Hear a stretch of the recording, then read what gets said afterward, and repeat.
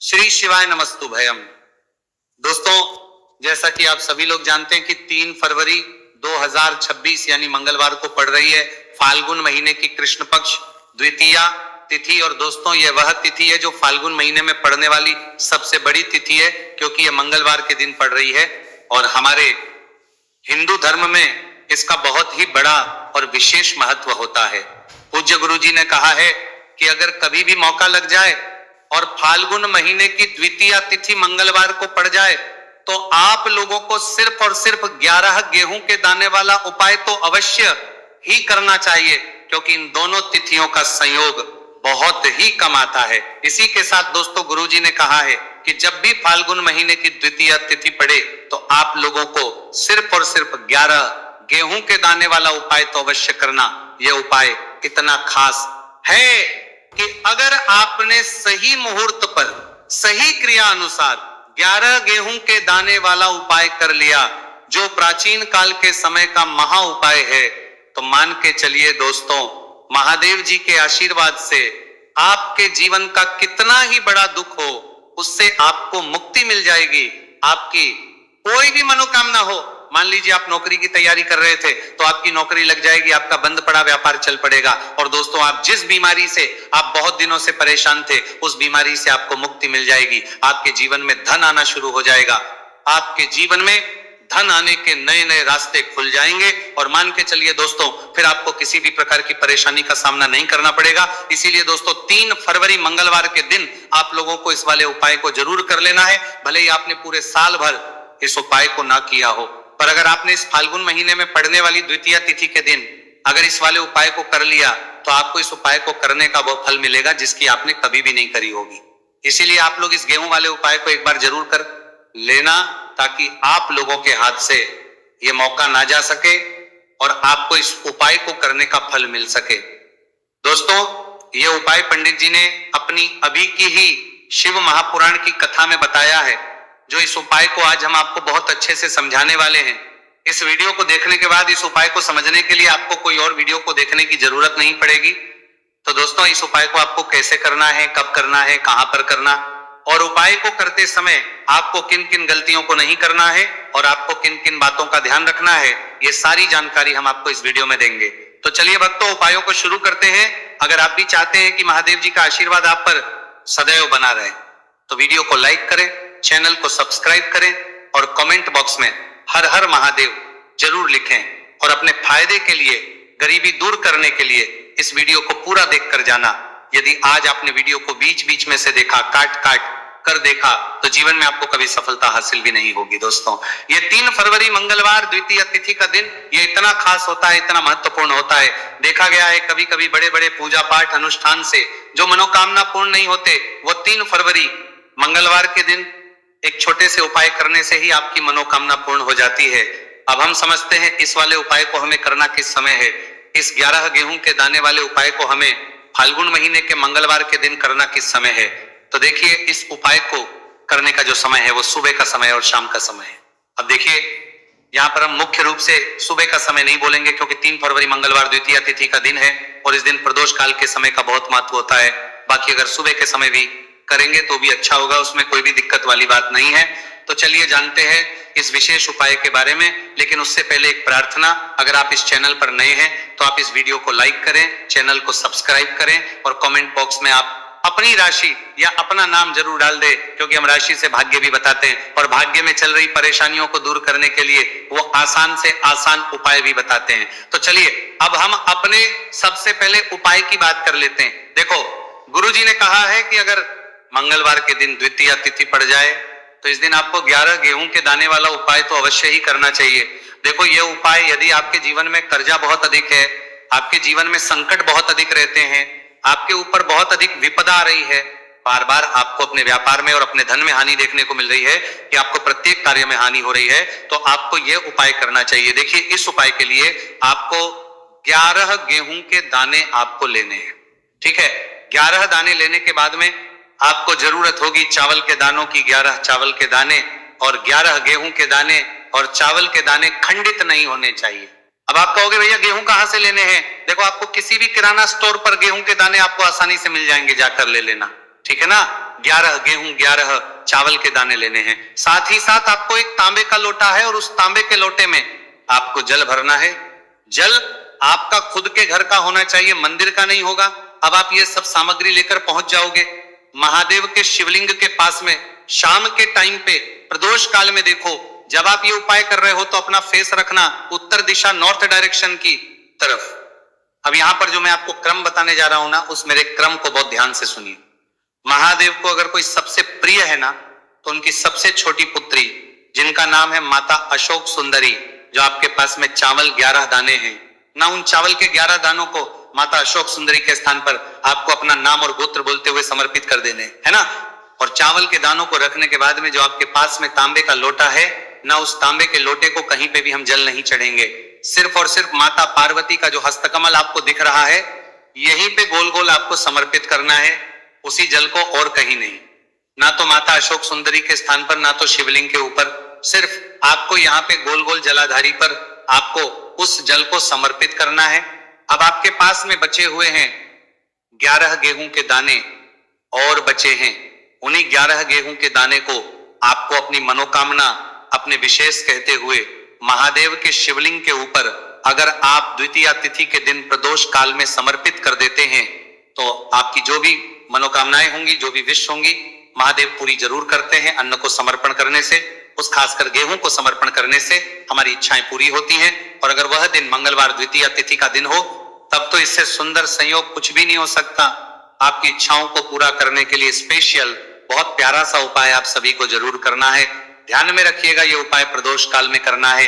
देखो, गुरुजी ने कहा है भगवान शिव के शिवलिंग पर 33 कोटि देवी देवताओं का वास होता है। अगर हम शिवलिंग के सामने कुछ भी उपाय करते हैं तो हमारे सभी देवी देवता हमसे खुश हो जाते हैं। ये उपाय आपको अवश्य करना है। देखो, सुबह के टाइम नहीं कर सकते, ठीक है। अब बात करते हैं अगले उपाय की। देखो, इस उपाय के लिए आपको लेना है एक गोल बाती का दीपक। आप चाहे तो मिट्टी का ले सकते हैं, या फिर घर से शुद्ध आटा मढ़कर उसका दीपक आप तैयार कर सकते हैं। इसके बाद आपको लेना है शुद्ध गाय का घी। अगर वो नहीं है तो कोई भी देसी घी इस्तेमाल कर सकते हैं, जिससे आपको दीपक प्रज्वलित करना है। देखो, अब ये सब सामग्री लेकर आपको जाना है प्रदोष काल में आपके घर पर तुलसी जी के घेरे के पास में। देखो, ये उपाय तो आपको अवश्य करना है। देखो, वहां पहुंचकर सबसे पहले वो दीपक आपको प्रज्वलित कर देना है और का 11 बार जाप करना है। उसके बाद आपको अपने सीधे हाथ में थोड़ी हल्दी लेकर उस दीपक में अपना नाम और गोत्र बोलते हुए डाल देना है। उसके बाद माता लक्ष्मी से आपको प्रार्थना करना है कि हे महालक्ष्मी, हमारी सभी दुख तकलीफों को दूर करो। हे महादेव, हमारे सब दुख कष्टों को खत्म करो। इस भावना से आपको ये उपाय करना है। चलिए, अब बात कर लेते हैं दूसरे उपाय की। दोस्तों, आप सभी जानते हैं कि मंगलवार द्वितीया तिथि का दिन समर्पित होता है भगवान महादेव को, या कि माता पार्वती को द्वितीया तिथि का दिन समर्पित होता है। और जब भी हम शिवलिंग के ऊपर कोई भी उपाय करते हैं तो इससे हमें एक साथ भगवान महादेव की और माता पार्वती की कृपा प्राप्त हो जाती है। देखिए दोस्तों, गुरुदेव ने बताया है कि मंगलवार के दिन किया जाने वाला यह सबसे खास और सर्वश्रेष्ठ उपाय है। 7 चने की दाल लेनी है। देखिए, आप 7 चने की दाल भी ले सकते हैं या फिर 11 भी ले सकते हैं। 21 या फिर 108 चने की दाल ले सकते हैं। यदि आप 21 चने की दाल लेते हैं तो यह आपके उपाय के लिए अत्यधिक सर्वोत्तम होता है। तो इस प्रकार से आप कम से कम 7 चने की दाल ले सकते हैं और अधिक से अधिक आप 108 चने की दाल ले सकते हैं।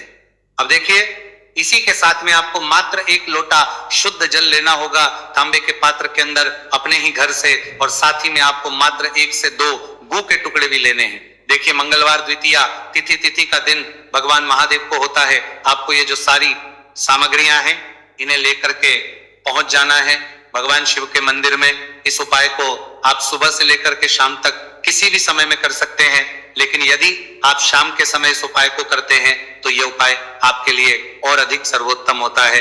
तो यदि आपको प्रदोष काल के समय में मिल जाता है तो फिर आप प्रदोष काल में भी कर सकते हैं, या फिर आप पूरे ही दिन में किसी भी समय इस उपाय को कर सकते हैं। शिव मंदिर पहुंचने के बाद सबसे पहले तो आपको दक्षिण दिशा में बैठ जाना है।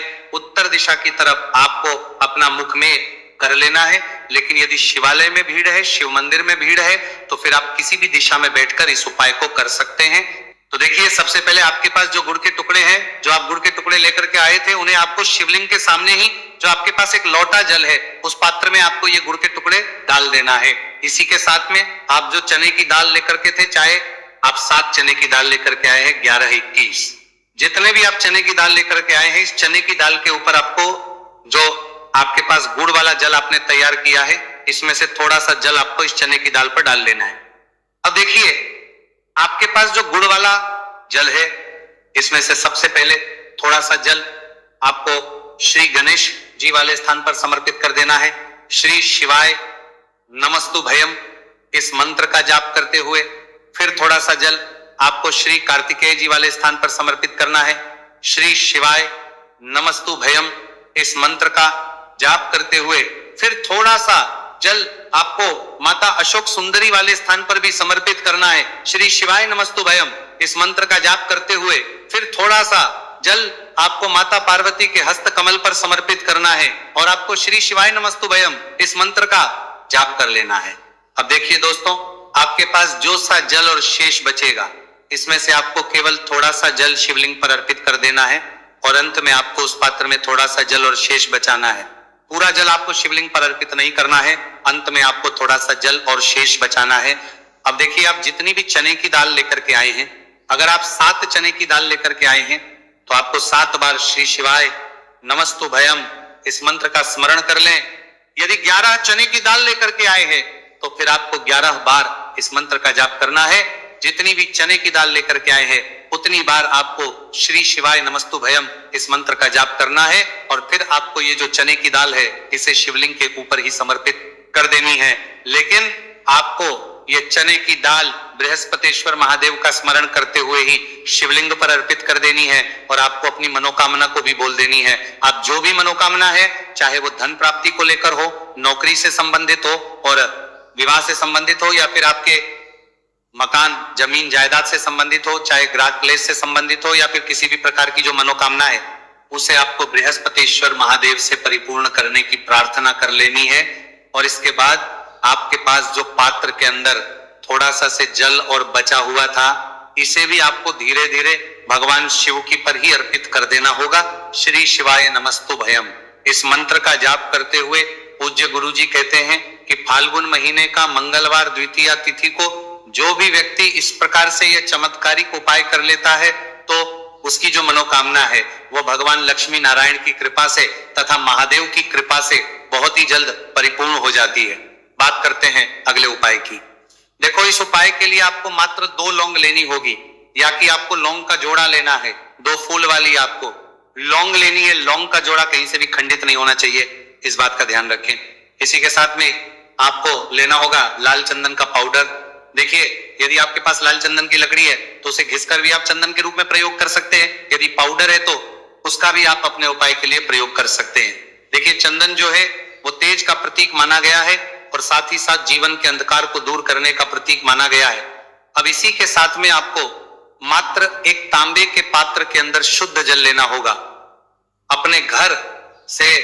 अब दोस्तों, ये तीनों सामग्री लेकर के सीधे आपको पहुंच जाना होगा भगवान शिव के मंदिर में। देखिए, इसी के साथ में आपको एक गोल बाती का दीपक भी लेना होगा। दीपक आप मिट्टी का भी ले सकते हैं, शुद्ध आटा मढ़कर उसका भी तैयार कर सकते हैं, और दीपक में आप शुद्ध घी का प्रयोग करना है। लेकिन जैसे ही आप इन सभी सामग्रियों को मंदिर में लेकर के पहुंचेंगे, मंदिर में जैसे ही आप चौखट के वहां पर पहुंचेंगे, तो मंदिर की चौखट के सीधे तरफ आप जो अपने साथ एक गोल बाती का दीपक लेकर के आए हैं, उसे आपको सबसे पहले तो प्रज्वलित कर देना है। यानी कि जैसे ही आप मंदिर की चौखट के वहां पर प्रवेश करते हैं, तो उसके सीधे तरफ आपको ये गोल बाती का दीपक प्रज्वलित कर देना है। अब देखिए, जैसे ये दीपक प्रज्वलित करेंगे, तो आपकी जो भी मनोकामना है उससे आपको बोल देना है। आप इस दीपक को इस प्रकार से प्रज्वलित करने के बाद इन सभी सामग्रियों को शिवलिंग के पास में लेकर पहुंच जाना है। अब देखिए दोस्तों, आपके पास जो एक तांबे के पात्र के अंदर शुद्ध जल है, उसमें से आपको केवल आधा लोटा जल ही भगवान शिव के शिवलिंग पर अर्पित करना है। आधा लोटा जल आपको उसी पत्र के अंदर बचा लेना है। अब दोस्तों, पास जो 2 लौंग है, यानी कि लौंग का जोड़ा है, उससे आपको अपना नाम और अपने गोत्र को बोलते हुए आपकी जो भी समस्या चल रही है, आपके जीवन में जो भी परेशानी उत्पन्न हो रही है, उन्हें आपको बोल देना है। और ये जो लौंग का जोड़ा है, इसे आपको भगवान शिव के शिवलिंग पर अर्पित कर देना है। जैसे आप ये 2 लौंग शिवलिंग पर चढ़ाएंगे तो अपना हाथ जो है वहां पर आपको रखना है और महादेव से आपको करनी है कि मेरे जीवन की ये जो परेशानियां हैं ये सभी दूर हो जाए। यानी कि आपके जीवन में धन की संबंधित परेशानी चल रही है, कर्ज की समस्या चल रही है, बच्चों का पढ़ाई लिखाई में मन नहीं लग पा रहा है, घर के जो आर्थिक संकट है वह सभी दूर हो, व्यापार आपका ढंग से नहीं चल पा रहा है, घर में रोग की स्थिति बनी हुई है, यानी कि जिस भी प्रकार की आपकी समस्याएं हैं उसे आपको बोल देना है और महादेव से इन सभी समस्याओं को दूर करने के लिए आपको प्रार्थना कर लेनी है। अब देखिए दोस्तों, आपने जो 2 लौंग शिवलिंग पर समर्पित की थी उससे आपको वहां से उठा लेना है और इन दोनों लौंग को आपको शिवलिंग से उठा करके सीधे उससे जल के पात्र के अंदर डाल देना है। यानी कि अपने आधा लोटा जल और बचाया हुआ था उसी के अंदर आपको ये 2 लौंग डाल देनी है।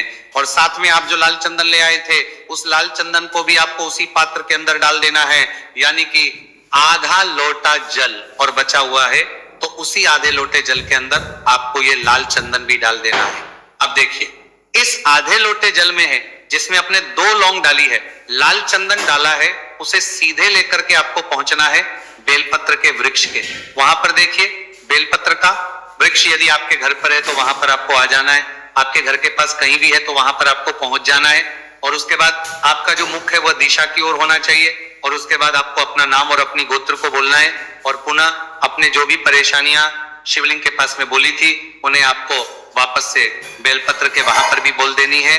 और ये जो आधा लोटा जल और है इससे आपको पूरा बेलपत्र के वृक्ष की जड़ DDH में श्री शिवाय नमस्तु भयम इस मंत्र का जाप करते हुए समर्पित कर देना है। तो बस इतना सा उपाय आपको करना है, जो भी आपकी परेशानी है, समस्या है, उससे महादेव निश्चित ही दूर करेंगे। श्री शिवाय नमस्तु भयम। दोस्तों, जैसा कि आप सभी लोग जानते हैं कि 3 फरवरी 2026 यानी मंगलवार को पड़ रही है